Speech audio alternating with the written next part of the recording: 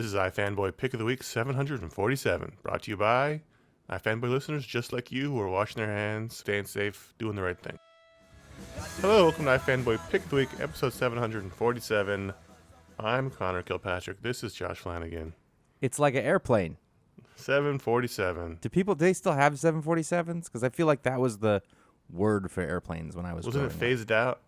I think so. I don't know. I'm literally talking out of my ass. When I was a kid and cared about planes, you know, in the way that a young boy cares about planes. Billy, you know what a young boy cares about planes. When I was a kid, like the 747 was the big jet and the F-14 Tomcat was the big jet, and I don't think either of those are in production anymore. So this is like, you know, like when your parents were like, the P-47 Spitfire was the shit, man. You know, that's like us now. 747 but for Ferrari Testarossas. I also have, the Lamborghini Countach. Yep, I also have an image in my head of a spiral staircase. Yep. In a plane, and there's no wet bar. Yeah, I've never seen that in real life. Because I have once when I was a kid when we went to Paris. I was gonna say because I never flew first class as a 10-year-old. Or we didn't fly first class. It was just there in the plane. You could see it. I just figured that was up in the front with the. Yeah, but you had to pass it to get when you get in the plane. You're allowed to go. Wow. Oh right, because when you come in, it's like after that guy takes off, don't you dare go past those curtains. No. Can I just hang my coat? Because there's nothing on this. No, sir. Okay. Plus, there had been so much Dramamine, and I didn't see anything. It's true. Anyway, we are iFanboy, and we do stuff that involves reading comics. The wrong word was coming out, and I put the brakes on it, but I had nowhere else to go. I hear you. We like comics. We read comics. We read a bunch of comics. One of us picks their favorite book. We call it the Pick of the Week. We talk about that book, other books from the week, the Patron Pick, the listener mail. Everything we try to do here is to increase our and your enjoyment of reading comics. That's our job. And here's a spoiler warning. There'll be spoilers. This is a review show, so exercise some caution. This week, Josh, you had to pick, and I it's funny. I did not know what you were going to do this week because I finished my books I think way before you did, and surprise, not surprised, but you'll explain. The pick of the week is Empyre number 6. It's not. Oh, man. The pick of the week is Hellblazer Rise and Fall Book 1, which is a mini-series on Black Label Comics, which isn't going to exist, edited by an editor who's not there anymore. And we don't know that it's not going to exist. It's probably going to exist to do reprints and stuff. Who knows? We're totally right, but it was a hell of a consolation prize for Vertigo. Yeah, I think is fair to say. And then one penis that literally, anyway. Penises always ruin everything. Have these? Well, I mean, there's an argument to be made. At multiple strata. Where was I? So this is Tom Taylor. This is a Hellblazer story by Tom Taylor, Derek Robertson, color by Diego Rodriguez, and letters by Jerron Bennett.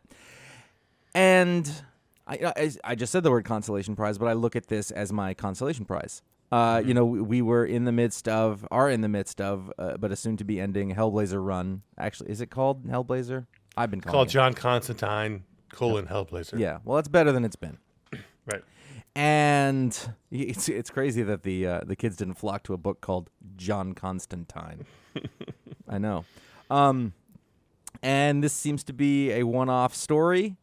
But I felt it was very clearly influenced by the Garth Ennis run. Oh, for sure. In terms of just the John that was here. That story is largely about his awareness of the fact that he has people he cares about and he continually uses them up and hurts them and puts them in danger. That is what that is all about, and how, even when he finds somebody that he loves, he will screw it up because he is who he is. And the guilt about that, and this whole story is about guilt and the fatalism of it that he's accepted, so it just sort of keeps happening. And then also with art by Derek Robertson, and I was a big Derek Robertson fan for a long time. I'm looking at it in front of me. I have a page from Transmetropolitan #1 right here on my wall.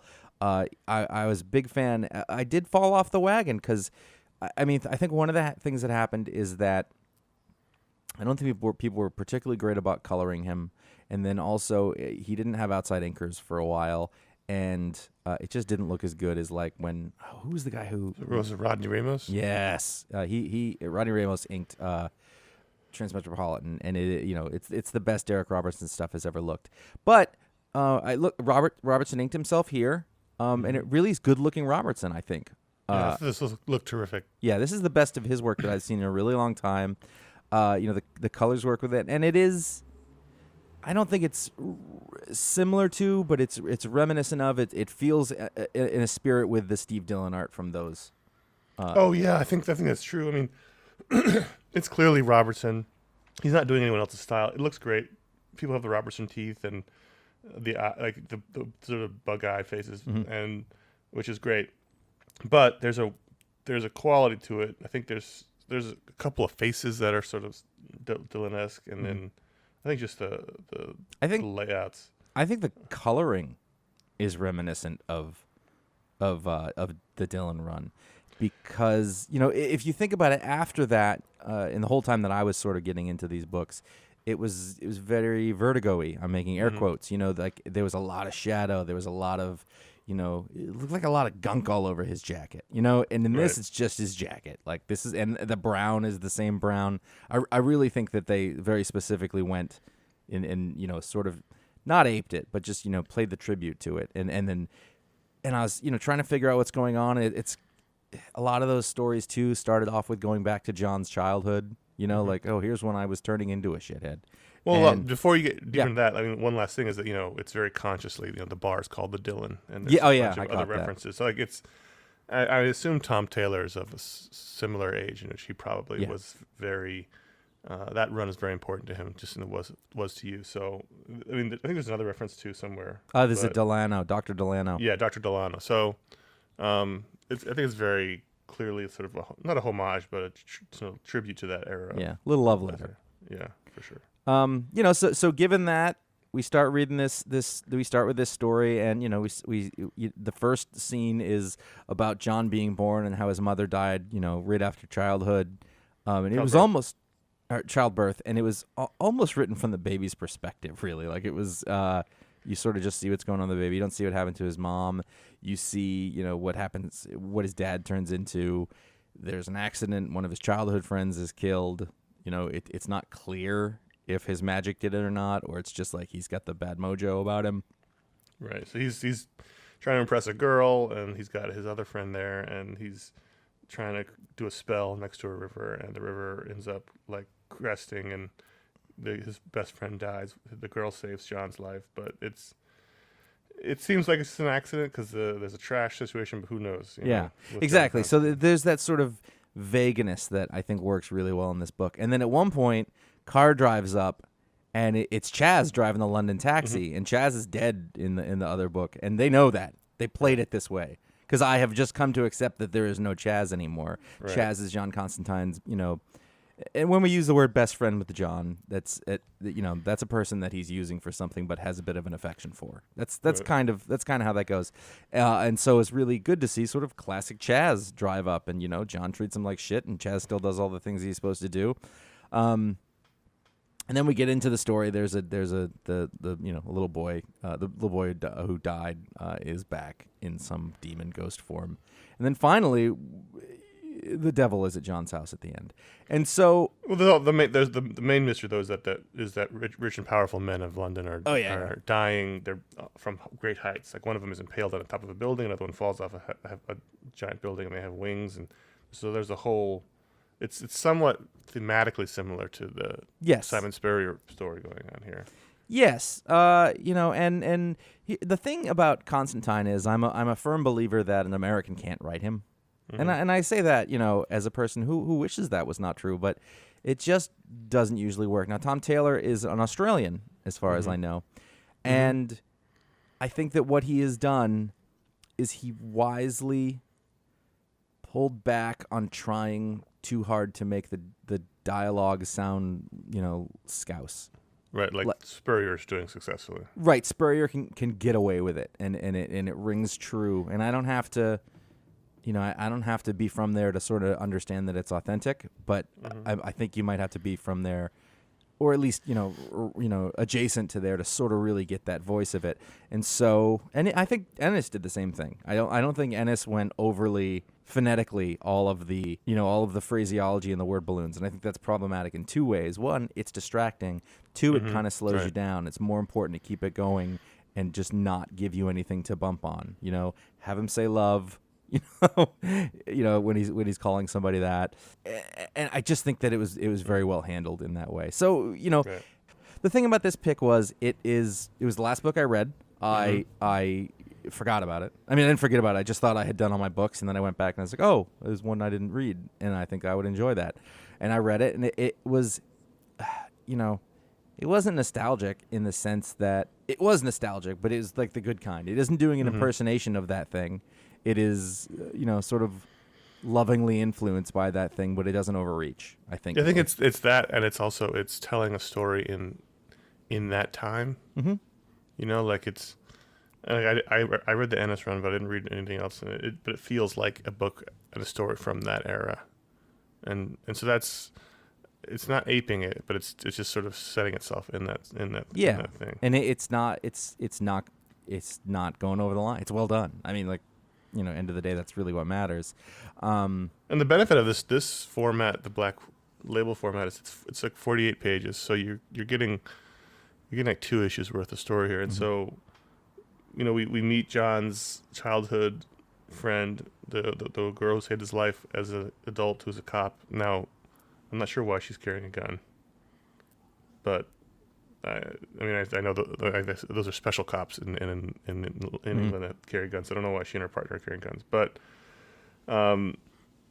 we meet her partner, who's a sort of nice, kind of oafish guy, and he's dressed exactly like Constantine, which is weird.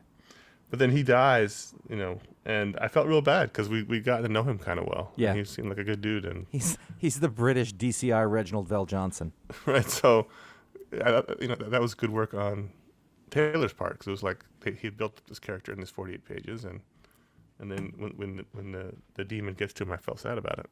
Yeah. Like, oh, that guy was nice. It's just there's a lot. You got a lot of there's a lot of meat in what I'm saying is you get a lot to go on here, and this was a very satisfying read. I really liked this a lot.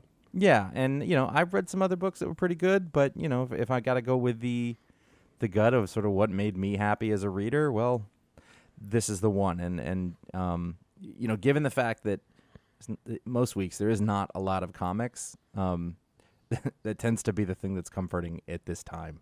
Right. Especially if it's well done. I don't if something tries to go back to something that happened before and it just doesn't work, it's worse than if it was just bad. But it works the other way too. It's interesting that this exists because, we had technically speaking, for a moment in time, we have 2 Hellblazer books coming out. Yeah, well, this is our last gasp for now. It's just interesting. I enjoyed it. Now, I wasn't even going to put this in the script, but you did. But Empyre number 6, Al Ewing and Dan Slott, Valerio Schiti on art, Marte Gracia on colors, and Joe Caramagna on letters. I just feel like this was the least impactful story I've read like this maybe ever. I just feel like nothing happened, and I read an outline of a story as opposed to an actual story.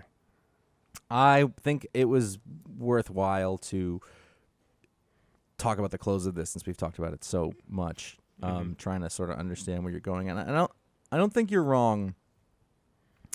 I think the idea is, should an event have sort of plot ramifications that mean a lot throughout the line, or should it be a big turning point for a big character? Or is it a chance for sort of all of these people to come together and do a thing, but in which case that needs to have stakes? And there were stakes, but they didn't feel like anything. I feel like it didn't do any of those things that you're talking about. Like it didn't do anything engaging. And I think first and foremost, of all those things, first and foremost, it should tell a story in its own pages. It should tell a really engaging story. It should have stakes. It should rise and fall action. It should have emotional buildup. It should have a satisfying climax. Something important should happen to justify event status. I'm not saying it needs to change everything, but like you need to be able to pick up Empyre 1 through 6 and read a really engaging story. And I feel like for most of Empyre 1 through 6, you just had people standing around talking and nothing really. There was no plot. There was no intricate plot. There was no like. I guess the big reversal was the fact that it wasn't Hulkling who was in charge. Like, but it doesn't feel like anything really interesting happened, and that's the most important thing for me. And I mean, if you're gonna say like, well, geez, who are the big impacts on this? It's Hulkling not the most, popular character. It's not a lot like I like him. I like the Young Avengers, but it feels remote. It feels away, and so then we spend a lot of time with Tony Stark, but. It was this. I've read that Tony Stark story. It was very much like, oh, here's the movie guy. But even again, it was the whole time he's in the lab. Yeah, coming up with a plan. Like it just felt like. And I don't know. Nothing happened. No. Even worse than that, though. They didn't even use his plan. Right. There was a thing where he said, "I'm gonna, put armor around the sun." Didn't do it. That's not what happened. Well, I think I got a little confused by that too in this issue, and I had to go back. I think it's bad storytelling. I think he did transport the suit into the middle of the sun, like he said he was going to. Okay. I think he did, because if you look on page 22 of that double page spread, the bottom left corner, it looks like those Kirby dots. Like he did transport the unstable molecules. Okay, so you've got Johnny and Captain Marvel, and then all the other people who show up keeping it under control until he can do that. I think it just wasn't very clear.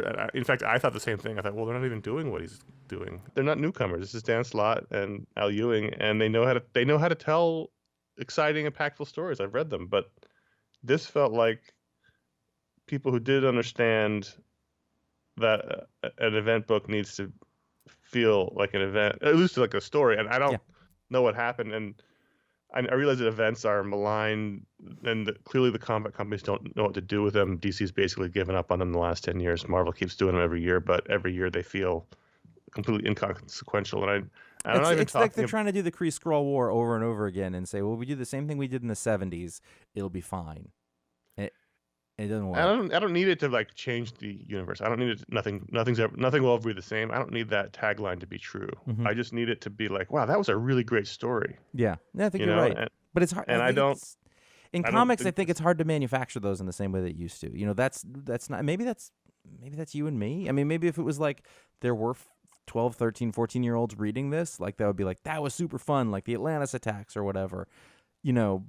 But we were just talking about like going back again, when we were talking about Hellblazer, like this is going back again, but it's less than. It is not. Right. It is not as interesting, and I don't know. Maybe the movies ruined it. I don't know. I think it's been before the movies. I mean, it's basically, for all its problems, and there were some. The last real good one was Civil War, and then it feels like. That one did so well and sold so well and brought a lot of people back into comics. We've heard from people, a lot of people over the years, that they came back through Civil War, and it feels like ever since then they broke it. Like they haven't been able to figure out how to do that again. And no, that's true. There's been some okay one like Siege was good. Siege was fun. And things were told a fun and good story. That's the most important thing. There's other ones. Secret Invasion had promise. It didn't deliver on that promise. Then Fear itself was a joke. It feels like they've been hamstrung by the weight of expectations of trying to replicate the success of Civil War. And it's just like the thing about Civil War was it told a really interesting story that hadn't been told before. And I just feel like this was the least interesting story I've read as an event. And I'm including Fear itself in that discussion. It wasn't terrible. It wasn't like you were reading it and rolling your eyes. It's just that it was blindingly mediocre. Right. That's what I'm saying. It's least interesting. It wasn't bad. It just was like, when is something going to happen? Mm-hmm. When is there going to be like a dramatic through line through the story that I can hold on to? It just felt like there was random events happening. I think that you sort of nailed it in the fact that the main book didn't have a lot happening. They really, from a structure standpoint, they sent a lot of the story out to other places. Did you read the Fantastic Four story this week? Yeah, I had to force myself to finish it. Yeah, I think, but the thing is that was more interesting than this, and also they overlapped so much that there were pages of identical dialogue between the two, Right. which I thought it wasn't even a different perspective. It was just here's what's happening over there, but it's also happening here. And sometimes you can see it from a different character's perspective, and that makes it kind of interesting. But it was just the same stuff, and just too much has been offloaded into other books instead of being in the main story, and I feel like it was supposed to be clever or well structured, but it didn't work. And I gotta say, like, out of everything, the Fantastic Four storyline with the kids, the Korean, that was interesting. Like, those two characters are kind of the most interesting that came out of this, because that will maybe be a factor over in the Fantastic Four book. So there's an impact. There's a thing that changes, and it's kind of fun. It's still an also ran. There's it's basically two Damians, two alien Damians, but it's just. It was all like a really big thing happened, and they were like, "See this in X-Men," and I was like, "No, this needs to happen in your book." Yeah, it needs to. It doesn't matter. And I get, like, go see what happened, in the other book when it's not a main plot point, but the main plot points all need to happen in the miniseries you're doing. The main book needs to have the main story in it. Yes, and then that main story needs to be compelling. Yep, it just wasn't, and looked good. Although I did get super confused about on the where the throne room where 40% of this book took place. Right. I kept getting those characters mixed up because they they have those guttural names. It's Cliggerlurked, but he's actually Kurt, but that's actually Super Skrull. And I didn't know who any of this. I mean, the main players in the book were not characters who I gave a shit about. Like the main characters in the book that we know, your Captain America's, your Captain Marvel was kind of in that. Yeah, she was a main character. Yeah. I know, but I couldn't tell what her deal was. What side was she on? She became the accuser. Awesome. What does that mean? Well, her costume's green now. That's about it. Yeah. And it didn't mean anything. And it's an interesting when it was introduced. It was cool when they got to the point where they were like, okay, let's get Wiccan up there to talk to Hulkling. But then there was two Hulklings, and it wasn't. So one had an iron mask, and that was the real Hulkling, and the other, and it. I kept forgetting that it wasn't really Hulkling. Exactly. It's almost, how we talk about how there's no superstars in comics at the moment. Like, there's not a name that will sell a book solely on its name. It has to be a combination of name and property, or a creative team. But events just don't matter anymore, and they don't tell good stories anymore. So it's almost like Marvel's desperately holding on to this relic that they hope will sell them 200,000 copies again, and it doesn't work. I know, but they probably get their little sales boost from the thing, and the retailers like it because it gets people in for a little while, and they'll make some money off the variants, and that'll be enough, But I kept hoping that the storytellers were going to surprise me, because it's not a big name, and we've talked about what that means. But I thought, well, all right, well, here's these guys' chance, and it was a thing that happened. It wasn't, and maybe because you can't manufacture that. But at the same time, there's no chance that there was not a writer's summit at Marvel where every very smart, creative-minded Marvel went over this and picked it through and came back with this is what they ended up with in the end, and it's weird. Yeah. I mean, the War of the Realms was the last one. And that was a good story. Like, it didn't need to change. It didn't need to shake the foundations of the universe. It just told a good story. It was fun. It was fun. Like, it didn't rock my world. I don't think about it, but it was fun to read at the time. Yeah. And I think there was a pick of the week in there. This was more perplexing than anything. Mm-hmm. It's a little like Fear itself. I read it going, what happened? Like, who decided this was a compelling story to anchor your line on for? What's funny is that every issue after issue 1 felt like issue 2. Yeah, we were excited. If you go back, the prelude issues were fun. They were good, and then it just was like all of a sudden they got into it, and it was like we don't really have a story here. So I don't know what happened.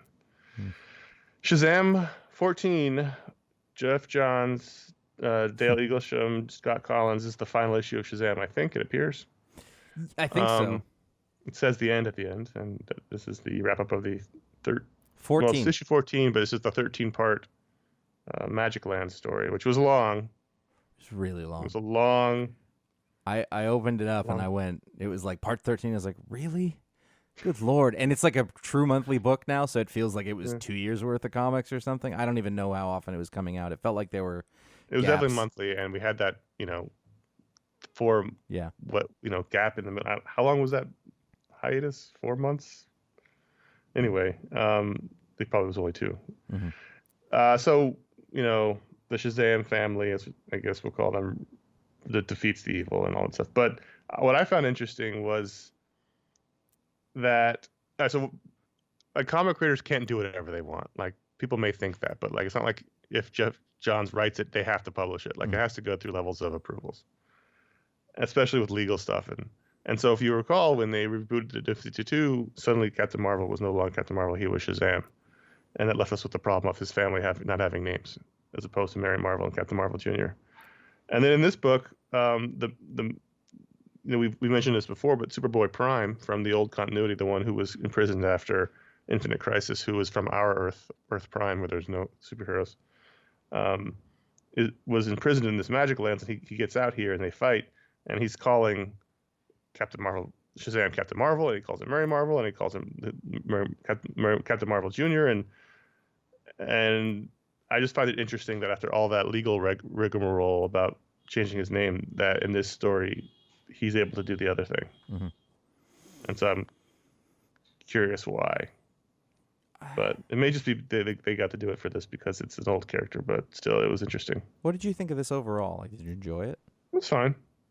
Yeah. I enjoyed this as a ending of the story. I think I enjoyed the post-fight more, where Billy Batson had to come to the terms with the fact that his dad's an asshole, and he's not going to get the fantasy dad that he wants. And I like that part, and I like the the reconciling of the family and the fact that they, the sort of the postscript where they take Superboy Prime to JLA prison, and they all get to hang out at the JLA, and they have a nice dinner with Taki Tani, and then we see the reconciliation of the Shazam family with Black Adam. I like that bit. I liked bits and pieces of this. Like there are moments for sure. and things of it that I liked, but overall the story was way too long for me. I agree with you. This 13 parts for this particular Magic Land story was too much. Yeah, I mean, it was very Jeff Johnsian setup. Like you've got these Magic Lands, you've got the game lands, and you've got this, and you've but the Blue Lantern, and you've got like it's the same. That's his thing. He goes, well, what if there was more of this in different flavors? But the thing where the dad stuff had some emotional grounding for sure. There was a lot. I really liked the bit at the end where like they had to fit Black Adam in there, and he's like, "Stay out of I forget what his country's called. Kahndaq. Stay out of Kahndaq, and we're good." And they're like, "All right," and so there's that, and I like. That goes back to the Justice Society where Black Adam is more of a anti-hero. Yeah, or at least he's ambiguous. Like he's like Doom. He's a lot like Doom now. Oh yeah, he's got his own country. Yeah, and like other than that, he's gonna protect his country. He's gonna be 100%. Or Namor. It's all very very similar. And I like I like that kind of stuff. He looks a lot like Namor. If you just switch their clothes, they're the same dude. Yeah. He doesn't need the cape though, Black Adam. No.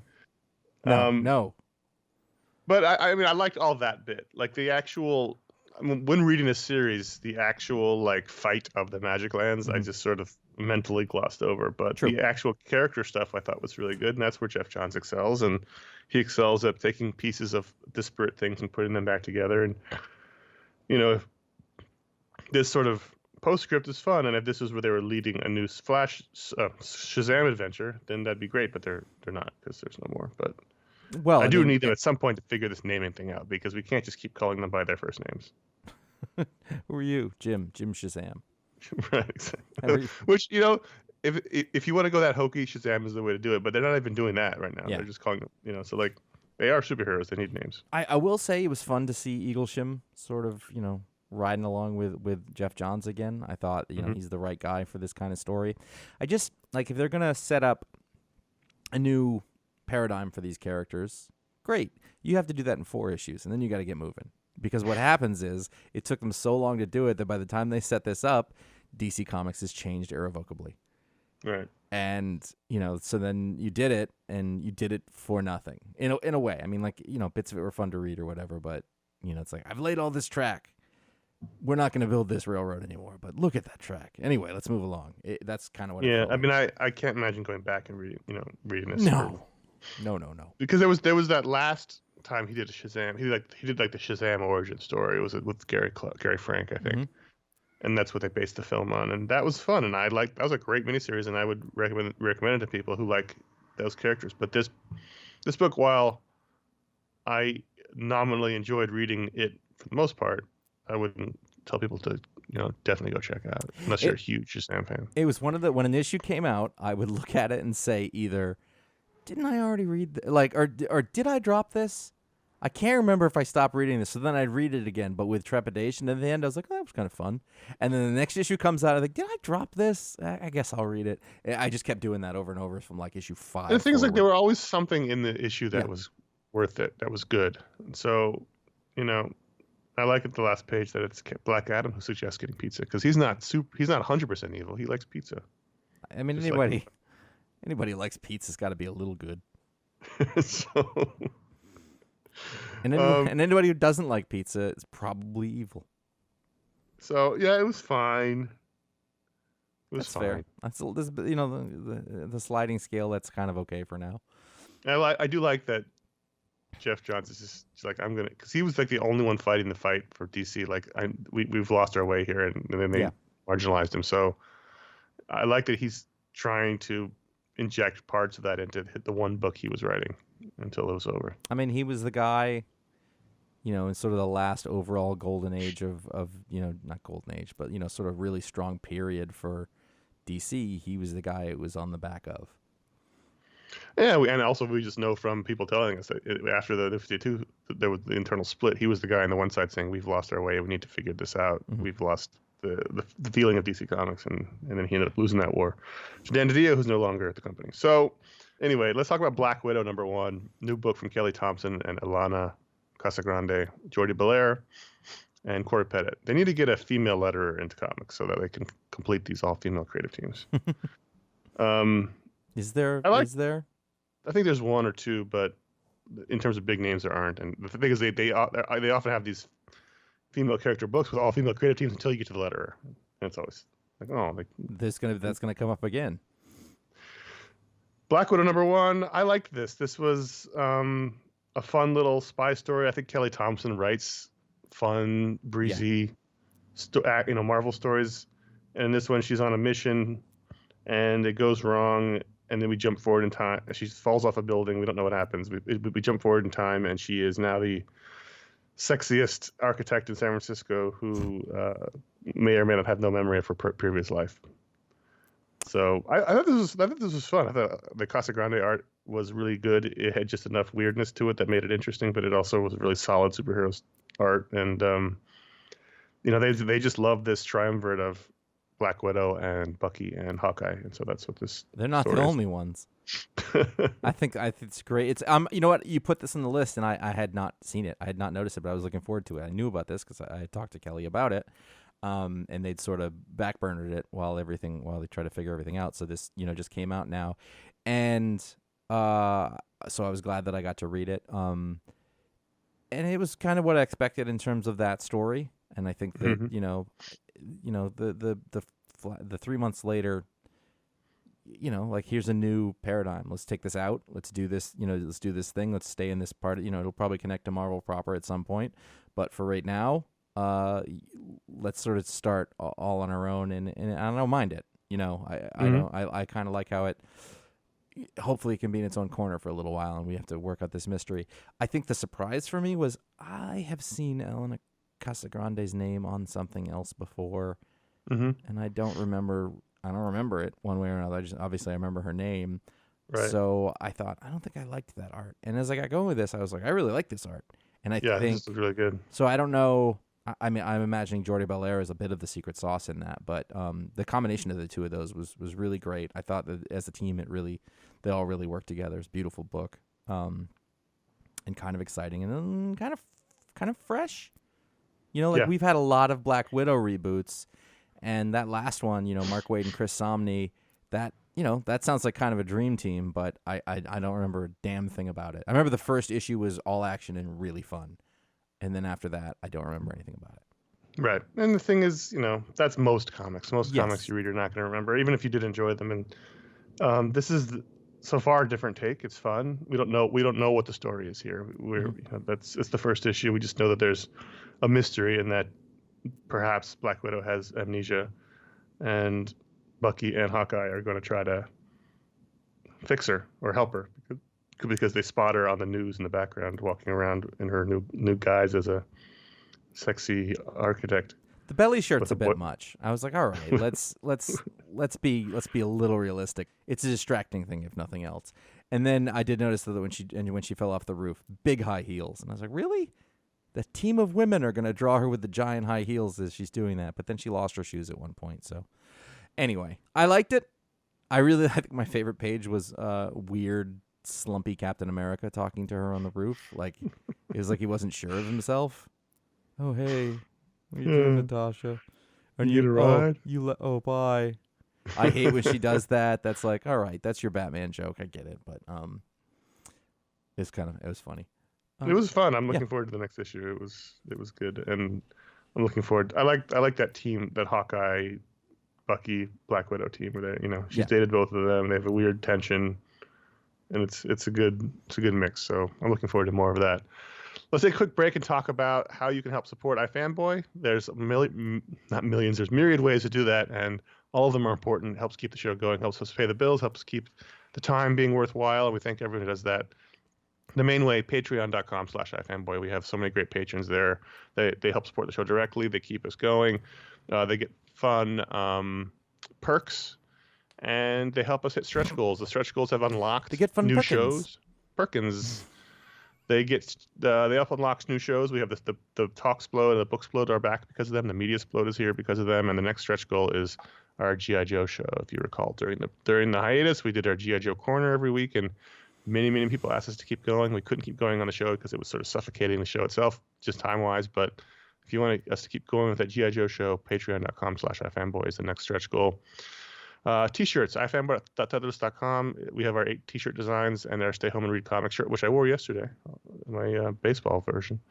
A portion of the proceeds for that design will go to the Comic Book United Fund. We sent our first main donation for that, and then in about 6 months we'll do another donation. Every sort of 6 months we'll go into the books, find out how much we made on that shirt, cut it, and send the check over to the Comic Book United Fund. So you can help stores in need by doing that.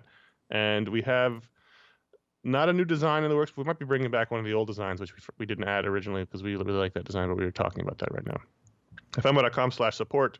That's where you can help us out via PayPal directly if you just want to leave a tip in the tip jar. If you're a billionaire who needs to drop some funds before tax time, we always accept. There's no tip is too big.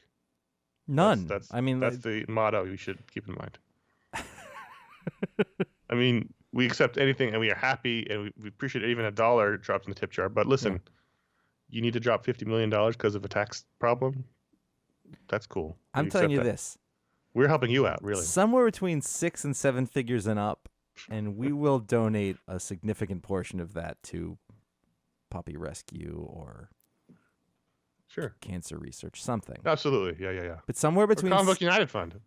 Fine, like that'd be great. Like one day they look at like, oh my God, someone just gave us $1 million, and it was like, that's right, because somebody gave us 10. Enjoy.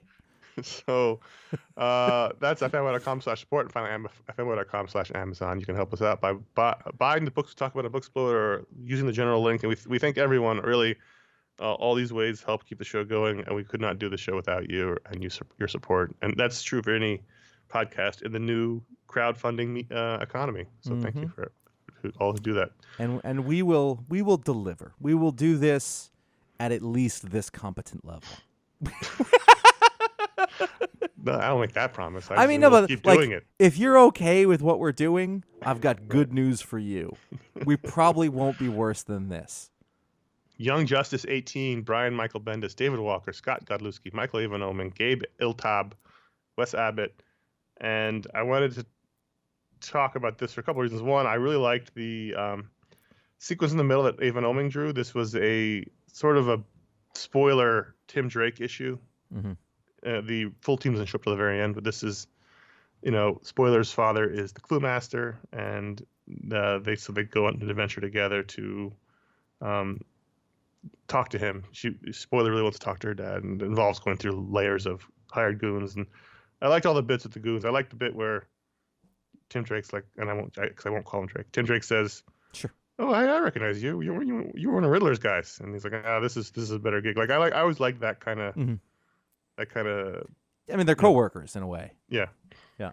And then there's a whole sequence in the middle where that Oming draws, and it looked really good. I liked how he draws Spoiler, and the whole fight sequence he did was pretty fun. And then at the end, Tim Drake goes back to being Robin, which is really the most important thing that happens in this book. Yeah. They really were like bagging on it. Like, why are you doing this? It was.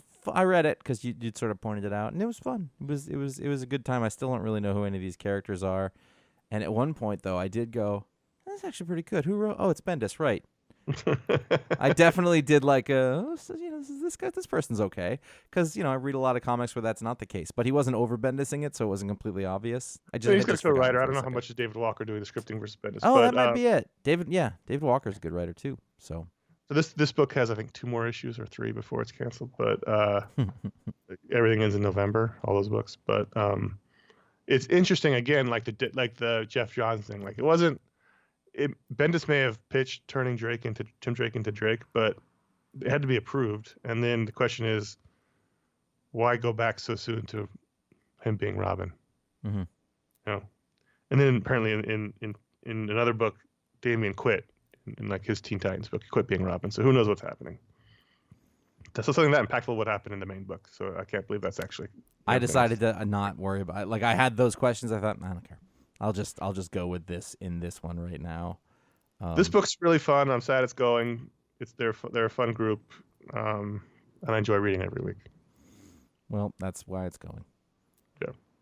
DCeased Dead Planet #3. This one, I guess it continues to deliver. Jim showing up, and Damian. Jim Gordon. Jim. And Damian gives him a big hug. Just like that, as a little moment, I thought was okay. So this relates to what we were talking about. I did have a theme. This relates to what we were talking about with Empyre.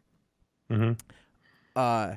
The reason that these Tom Taylor books work, that we're talking about, specifically DCeased, and then what's happening over in Year Zero, which we will also talk about, is that there are stakes because we don't know what will happen with these characters. Right. And I think that is just becoming more stark and more stark and more stark. So when you watch the movies that we're talking about, the Marvel movies, but, the other ones there are stakes because you actually don't know who's going to make it and who isn't. Right. And it all matters. But I know that no one's going to die in Empyre. I know. But in this book, like when a character, in the DC's book, when a character is hurt or killed, like it feels real, and therefore all of those emotions and are validated. Whereas in the other book, even if we were talking about Civil War, you remember the death in Civil War? It was Goliath. It was the big guy. Yeah. I couldn't have told you who that character was, and that was the biggest impact in that book. And that guy's at least stayed dead since then. But I also don't need a death to happen in an event book. I just need a big story to happen in an event book, and that's I know, but what I'm getting at is I'm using deaths as a placeholder for stakes. Like it just the things that happen in this book matter. There is character development. We can grow Damian up, and we can show him turning into a man. We can show Mary Marvel with her giant shoulders, who does not skip shoulder day. By the way. No, she doesn't. I'm hoping they just mean that to be like ruffles, but like it just when I turned that page, I was like, "Geez." I looked at it for some time, but I liked that bit with her. I like how she showed up. I liked, well, we got to call in Etrigan. Don't talk to me like that, Etrigan. Okay, and then I liked at the end, like that's a shitload of Amazos, and I thought, all right, that's fun. And I think what's happening here that didn't happen in Empyre is the character moments. Yes. Yes. And that dramatic through line where you're following a story. You're following a through line through this book. Is there a lot of talking? Yes, but the character work is much better. And then there is a lot of big action sequences with characters you care about. Whereas this is it's the diametrically opposed problem with Empyre. But so if we're going to talk about character moments, I think that the difference here is heart. Mm-hmm. This has a ton more heart, and the character moments, air quotes, in Empyre are Tony being anxious but knowing he's going to save the day anyway, and Reed Richards being like, all right, cool, and that's it. I the part I liked the best of that was they went and found Wiccan. They said something's wrong with this Hulkling. Cool, let's have a moment, and it just didn't get its moment. So that I guess was my point, is that this just it's that heart, and it works with a bunch of characters. And I like when they hug. I'm cool with that. All right, it was good. It was like very much a middle issue. This is issue 3 of whatever 6. It was like it's bridging the acts together. It was a lot of good stuff, but it wasn't like a blow you away moment. But it was very good. And then Mr. Miracle shows up at the end. Injustice Year Zero number 5, on the other hand, Tom Taylor, Raj Antonio. This is the part I didn't want to get to in the story that I knew it was coming, because the very first page of the first issue says none of this would have happened if the JSA hadn't been killed. And so now we've gotten through all the happy fun stuff, and now the Joker has his hands on this magic weapon and he's going to use it to murder the JSA, and it ends with him about to kill Alan Scott. So now it's like, oh no. I was so happy before. Now you're gonna do it. Yeah. No, I think you're right. And what's interesting is that it's been a really good Joker. Whatever sort of tone got struck, like, this is a good Joker. And even like Harley Quinn with him, and she's in her normal outfit, it kind of worked. I forgot that Alan Scott is an older gay man in a committed relationship. I was like, all right, that's a thing they did. Black Manta's ridiculous, and I thought he was really fun here. I think that Dr. Midnight was kind of, like, the silliness is sort of embraced in this one at the same time, while this big series. Yeah, but you're absolutely right. I hadn't thought about it that way, but like the moment that the Joker gets his weird supervillain costume, I thought, ooh. I don't even know if I had the feeling, but you identified it. You know what I mean? Like I had a feeling, but I couldn't figure out what it was. But then you just said it, and I was like, oh yeah, I don't really want that story, do I? Now we get to watch the Joker massacre the JSA. Yeah. So yeah, I mean, like, I'm enjoying it, but it's just like, oh, no, damn I get it. I've been really enjoying having them back. I don't want to watch the Joker kill them all systematically. That's funny. Oh man. So that's, and look, I think Raj Antonio is terrific. I think he's great. Yeah, no, I think it totally works. And I just wanted to mention Firepower number 3 this week. Kirkman and Somni, Matt Wilson, Russ Wooten. That, traditionally every Kirkman book I've read in trade. I just think the way he paces out single issues really is they're very breezy. They go by quickly, and for me personally as a reader, I get more enjoyment out of them as in a big collected form. And I think that's what I'm going to be moving to now for Firepower, because it was a great issue, but it felt like it was over quickly. And not that nothing happened, because things happen, but like it just feels like, for me, I'm gonna get more of a satisfying arc of a story if I read them all in one go. So this is probably my last single issue of Firepower, even though it's terrific. It's really terrific, and the art is incredible. I got it. I read it. I enjoyed it enough. It did occur to me when I was reading it, is that when Kirkman writes a family, the family always kind of has the same dynamic. It's very similar to the Rick family dynamic. The way that the husband and the wife or whatever, they get along with each other. It's very similar to the Mark Grayson family dynamic. And I was thinking, I was like, well, this is very sort of like this was very domestic, in terms of a story. Like, they're training to be ninjas, but whatever. Right. And I always thought, well, I really like sort of small stories about people, but I don't know, like, it just, like, that part of like, everything going on around them is different, but like, as a family, they're just kind of the same and boring. Yeah. You know what I'm saying? Like, I was trying to nail down. I was like, if you had told me that this character was, there was Mark Grayson and his family, and his mother was Eve Adam and Adam Eve. Well, that's been a while. They're the same. Yeah, I get that. So I mean, it's nice. It's nice to have. It's nice, even though they're the same. It's nice in the overall scheme of things to not have a. There's no drama. There's no infidelity. It's just. It's like Friday Night Lights. But but there's drama that you can have. Like, Friday Night Lights has drama without having those things. Like, I feel like it needs an extra element that isn't ninjas. Right. And maybe I also wonder. I wonder that anyone who didn't read the prequel trade has no idea the stakes and the emotional stuff going on here. That would be me. Yeah, I was reading this going, man, I can't imagine if you didn't read the prequel, you would not be enjoying this as much. And I thought about that too in terms of like it's just a weird model. I get like he's trying, they're trying to break the model, but you're asking your initial buy-in to be quite high. Especially since all the stuff related to his old Yeah. training ground, all that's from the trade. Like, I don't Right. know, you wouldn't really understand what you're looking at if you So hadn't read the comics. I mean, the fact is, like, I think if you're gonna use the issues are your entry level thing. They're your, do I want to taste this and try it? So by starting with the trade first, like people like me might have said, I don't want to get that whole thing, and then I see there's an issue and I go, oh cool, I can just have a little bit and see if I want it. It's just I don't know the point of doing it the other way other than just doing it the other way. Let's move along to the patron pick. Patron pick. Yeah. Yeah, that was it. I mean, there were a lot of books came out this week, and it was a lot of fun reading them. Patrons at patreon.com/iFanboy can add a book to the rundown. And this was a book Josh and I both were targeted to read anyway, but we thank the patrons for voting for it. Spy Island #1 from Dark Horse Comics, written by Chelsea Kane and Leah. That last name, Mitternick. I'm still opening the book. Leah Mitternick. Elise McCall is the artist, Rachel Rosenberg, and then who let this guy in? Joe Caramagna is the letterer. Well, what's interesting about it, because we'd mentioned the male color or letterers earlier, and when I talked to Joe forever ago on the Talksplode, he'd mentioned, because he lettered Man-Eaters.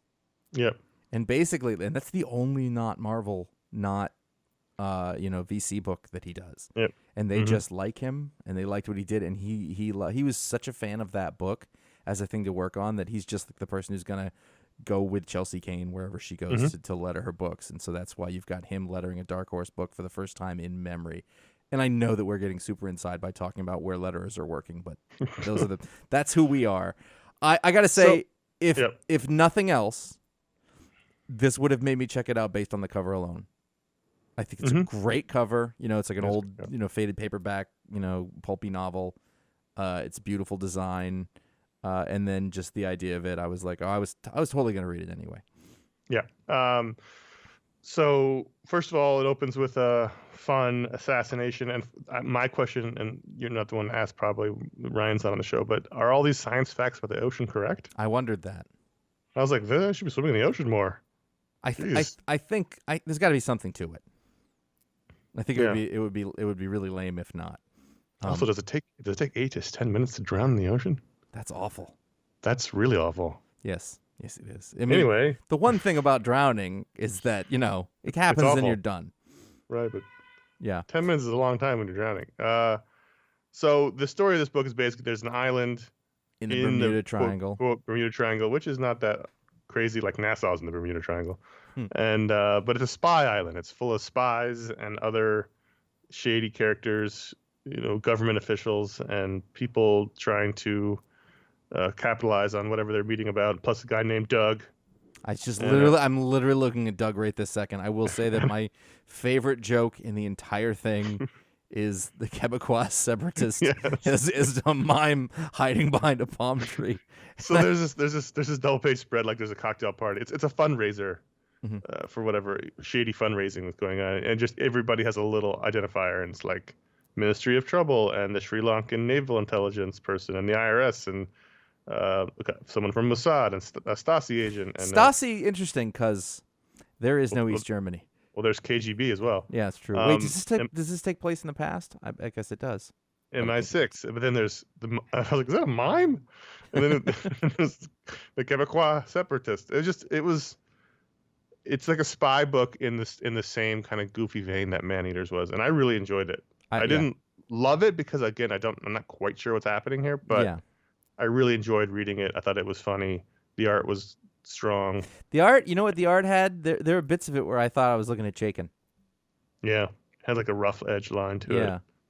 Yeah, and again, it's that thing where when we were reading Man-Eaters, there's a real irreverence to it, and I tend to not see that irreverence from female writers in comics, if that makes sense. They it's not this kind of stories that they're often tapped to do. So like you're getting like a Matt Fraction kind of book here, Nick Spencer, but from a different perspective. And it's like is genuinely like I laughed. It's genuinely funny. I think she's a great writer. And if it wasn't for all that bullshit that had happened with, oh God, what was the book? It wasn't Black Widow. No, the Marvel book that. Captain Marvel. No, it was Mockingbird. Mockingbird. It was Mockingbird, and like that sort of ended up in this horrible, hateful internet. Well, no, that was because of Maneaters. Yeah, well, either way, like she's not working at Marvel right now. You know what I mean? Like she didn't, her career didn't keep going up in that way. So she did Maneater. She's doing this, and I'm fine with it. But I'm like, this is a really talented writer. This is, you know, it could be in the vein of a Mark Russell or something like that, but a little more abstract. You know, and I feel like it's weird that she got shunted off to the side, I guess is the point. So in this world, you know, it's similar to Maneaters, that there's like this, you know, a normal world, but there's some fantastical elements. Like here, there's like mermaids, and there's all kinds of, you know, magical creatures that live in the Bermuda Triangle. So, but in the midst of this sort of James Bond island, you know, this island full of cartoony like James Bond there, yeah, right. So I don't know where it's going. I don't really even know what the story is yet, but I do know that I really enjoyed reading it, and I'm looking forward to reading more of it. Yeah, I think I'd actually consider this for pick of the week for a couple of minutes, but I think that that's the thing that held me back. I was like, I'm not actually quite sure what this is or what the story is, but I liked being in the world for a little bit, and I'm looking forward to seeing more of it. I liked the sex interlude. Yep, that was good. It was a great. The whole thing is a great design. Like as you get to the end of it, and there's like this ad for the Bermuda Triangle on the back cover. You know, it's just like a Rucka book. Yeah, in world advertising. Yeah, but yeah. You know, it's aged a little bit. It's, you know, it's period stuff. Mm-hmm. It's really fun. It's a good book. So Spy Island, patron pick. Let's do our ratings on Spy Island. Ratings out of 5. I'm going to give it a solid 4. I am too. 4. And sticking with it? Yes, I am. So there you go. Absolutely. Spy Island number 1. Patron pick. Patreon.com/iFanboy. Everyone can vote to add a book to the rundown, but if you give it the $5 or higher level, you get your own superpower live on the show, like these two people. Mark Minett can. Oh, I just completely like locked up. You blanked? I did. I completely blanked. You want me to go mine and you come back to you? Yeah, do it the other way. Harley Ashley. I think that's the first in the show where we said total blank. Yeah. Maybe not. That might have happened before. Harley Ashley. Everything works for Harley Ashley. You know how you buy something or you use a service and like it doesn't quite work yes. the way you think it will or you want it to or it's supposed to. For Harley Ashley, everything just works the way it's supposed to work. Never any problems. You know, you sign up for a service, it doesn't just suddenly stop working. It just everything Harley Ashley is around works. The way that it's supposed to. The way that it's supposed to. Not better. Right. Just as advertised. And not like the way that you think it's going to work and then you get it and that's not a thing that it does at all. Right. No compromises for Harley Ashley. Right. It's like it works for me. See, I know that whenever I do a thing, there will be a part of it that doesn't work the way it's supposed to. So like when I upgraded my internet service, I made it faster, and to do that I had to change out the modem, and I went to plug it all back in and it just wouldn't work. And that was, you know, I want to say about an hour and a half of me trying to, and I got it to work. I always do. But that about hour and a half where like my kids are like, when's the internet coming back on? And my wife's like, can I help? And I'm like, everyone needs to leave me alone. I got to fix this problem. So he doesn't have to do that. No, everything just works. He or she, whatever Harley is. Okay. Mark Minett. We're going to say within a range of 200 years can de-age objects. So anything 200 years old is as new? Yes. You can bring it back to its original state. Now, we can't go back to you know, Greece and Athens and bring these things back to their state. But about 200 years old, like that's a really cool World War II weapon. It's pristine. Right. Springfield rifle, gleaming like it came off the factory floor. You know, you got this guy. Don't let him in a collector's comic book shop because he will flood the market. Wow. Pristine issues of Action Comics #1. There you go. Yeah. It's a possibly terribly economically impactful power. But all of Mark's stuff is in great shape. Oh man, Like the his guy's couch never deteriorates. Yeah, the guy's records are immaculate. He never has to buy a new stylus. Oh wow. Yeah, it's all sorts of things like that. That can, like all the gifts that you get for your wedding. And over time you're like, oh man, we got this waffle maker for our wedding a decade ago, and it brings it right back. Right. He's incredibly energy efficient, and doesn't create a lot of waste. Wow. There you go. Mm-hmm. So there you go. Patreon.com/iFanboy. That's where you can go to add a book to the rundown, and also to get your own superpower live on the show. I know we're long. We need to do the first question real because it's a fast answer. I don't want to leave them hanging. Yeah, that's fine. So Ryan in Cincinnati says, I have been thinking about this question for 30 seconds since it entered my mind and was able to write this email. Now, I think in normal times we would like you to wait longer. Yeah. But under the circumstances, we're going to allow this. But, watch it. You've been warned, counselor. Yep. My friend is getting to interview Brian Michael Bendis for her non-comics professional job. Since I'm a big comic fan and have interviewed some creators in the past, she asked if I could help a little. I have some great questions, but should I have her ask him what was in the closet? No. Really, no. Definitely not. First of all, that was our thing, and even we gave up on that. Okay. Like, it's over. For anyone who doesn't know, way back in New Avengers 26, way back, Hawkeye and Scarlet Witch had sex. Scarlet Witch got up at the end of the issue, opened the closet in the room, and looked at something in horror. The camera was from the point of view from inside the closet. We don't know what she opened up because it was never mentioned again. That was the cliffhanger of the issue. The next issue didn't pick up on it. It was never ever mentioned. And so for years, back when we were doing full-time comic book media coverage, every time we interviewed Bendis, every press conference we went to, we always asked what was in the closet, to the point where he got really annoyed with us in a humorous way, but still. And that was really only Ron's thing. I didn't even do it. And then we eventually stopped because the joke got old. Mm-hmm. So I don't even know that he would have the context, because if your friend who's not even a comics person asked him, I don't think he would know. I mean, unless you said in New Avengers 26, what was in the closet. But man, that's like it's a joke from 10 years ago. And also, it's a joke that neither of them would understand, and it would just be awkward. You're right. I was gonna say, yeah, that's funny, but no, you're totally right. If this is a real thing, I wonder what a non-comics professional interviews Brian Michael Bendis for. Like how creative professionals should invest their retirement funds. Or he's a big proponent of adoption. He's got a lot of adopted kids. There's all kinds of reasons to interview Bendis. It's true. It'd be curious, Ryan, if you tell us just in what context this interview is. But it's not worth it. No, you're right. You're right. It's not worth it. I thought this the first time I read it, and then I got to the end, and then I forgot about it, and I was reading it again this time. I was like, oh, interview advice. I'm very good at this. And then I was like, oh, this is not what that's about. And also, my interview style is definitely not useful for whatever this other non-comics thing is. So right. Well, really only the one question. Should they ask? She asked that question. Yeah. The answer is no. Definitely not. You're right. You're right. That's a real answer. We're gonna do that next email next time because it's a good one, but it's a very time-intensive one. If you want, I did want to mention that we got a bunch of new emails, more than normal this week, and I don't know if it was because we asked for episode 750 emails, although only a couple of you marked them as 750. So I don't know if the rest of you who wrote us in more than normal wanted your emails for 750 for the regular show. If you don't mark them 750, we're not going to do them on the 750th episode. So contact@ifanboy.com is where you can write in, and in 3 weeks, we're doing episode 750, the all-email show. So if you want your email on that show, send it in to us, but mark it in the subject line 750. Otherwise, it's not going to be used. All you need to do in the subject line is 750. That's all that you need to write. There's nothing else. Like, as a folder, I'm putting those emails into, but I'm not going to put your email into that folder if it's not marked that way. So mark it that way if you want your email on that all-email show. Again, no subject too small or big. No fee is too big.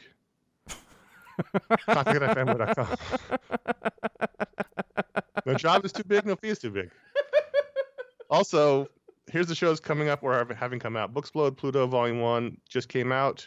We talk about the new manga classic Pluto, and we have our final 2 books for the year picked out. Tell them the next one. Well, as I said last time, we weren't going to say it because good thing we didn't because we ended up changing one of them in between this No, week and last week. So just the next one. the next one is Pulp from Brubaker and Phillips, the Image OGN that came out about a Graphic month ago. novella. So, yeah, so that's our next book split is Pulp. If you want to get a jump on that, it's a hardcover OGN that came out about a month ago from Image Comics. Also, we had our media split number 6. Perry Mason was the main subject. We also talked about our missing going to the movies, and we did a grab bag segment. We talked about what we've been watching. There's a lot of things that happened in that media split show, and the next one will be coming out at some point soon once we figure out what we're going to talk about. And then next week, you get the animated Brain Trust review of Superman Man of Tomorrow. That's going to definitely happen because I'm recording it today, hopefully. Would you like to know about the tiny panic attack I just had about the Talksplode? And I went, oh my God, is it the 20th of the month? And I was like, oh no, it's earlier, but still, it's going to be the 20th. I'm going to blink and it's going to be like the 28th. And it's like not having your homework done in a dream about college. Yep. I know. My chair's broken. That's why it does that. Uh-oh. It's okay. It's been broken for a long time. I just have to remember not to lean my elbow on it. Let's wrap the show up. Head over to iFanboy.com. You can find all of our podcasts, some of our video shows, and all of the stuff that we've ever written. Search Top 5. It's a good time in there. You can find out what the pick of the week is before the show comes out by liking facebook.com/iFanboy and following at iFanboy on Twitter. And, of course, iFanboy Comics over on Instagram, which also features the best of the week in panels, etc. You can follow us individually, CSK Patrick on Instagram, Jay Flanagan on Instagram, and sometimes on Twitter. You can subscribe to our YouTube page at youtube.com/iFanboy. Like and subscribe down in the corner. You can come back to us. We got some T-shirts for sale. You always come back here. I'm very excited about everything. It's green screen. I'm playing a video game. I hate them. Josh has kids that like YouTube. Oh, that's all they like. I'm like, don't you want a story? Don't you want a narrative? And I'm like, yeah, I know what I sound like. This past week, I didn't update this. What was in the past week? So, Ron, Pick of the Week mini on Young Liars, whatever that came out from 2008. We did a spotlight on Hellboy, and then we did part 1 of our tote bag game, in which we have a tote bag full of books. We each had to pull a book out of the tote bag that we'd never read before and we had to pull a book out and convince one of the other two to read it. And then in part 2 of the game, which happens in a couple of weeks, we get the follow up in which we all read those books and we discuss. It's fun. I was like, that's interesting. I'd watch that. So check that out. Eventually, not yet, but eventually the quality of the video will get better. We're still in the We're in SD? HD. Yeah, we're in SD right now. 480p, people. What are you going to do? It was WonderCon. That was the first show we shot in HD. Yeah. I remember like going, could we shoot in HD? And it was like, that's just too expensive now.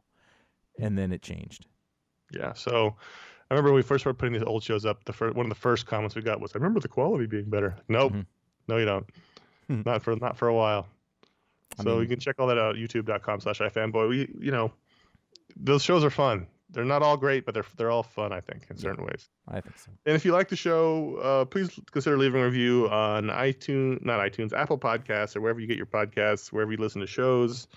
We appreciate star ratings and reviews. That helps the algorithms bubble the show up to more people, and that's how when people find the show, we appreciate anyone who does that. It takes a second just to leave a star rating. Any podcast you listen to, I just gave a star rating to Conor O'Brien Needs a Friend because it's the only podcast I listen to, and it's fun. Like a good neighbor, State Farm is there. They're not a sponsor. Better yet, tell your friends. Word of mouth is a great way to help spread the word about the show. We do appreciate everyone does that. Anytime someone asks on Twitter for their favorite podcast, invariably people respond with our show and amongst other great shows, and we thank everyone does that. And we are done. This was another harrowing behind-the-scenes week, guys, that you are not aware of, but for us, it was stressful. Yeah. In terms of recording, not our lives. There's a reason that Harley Ashley got that power. So, until next week, hopefully we'll have all of our technical problems straightened out. Harley's going to have to come over and hang out during the show record. I am Conor. I'm Josh. Thanks so much.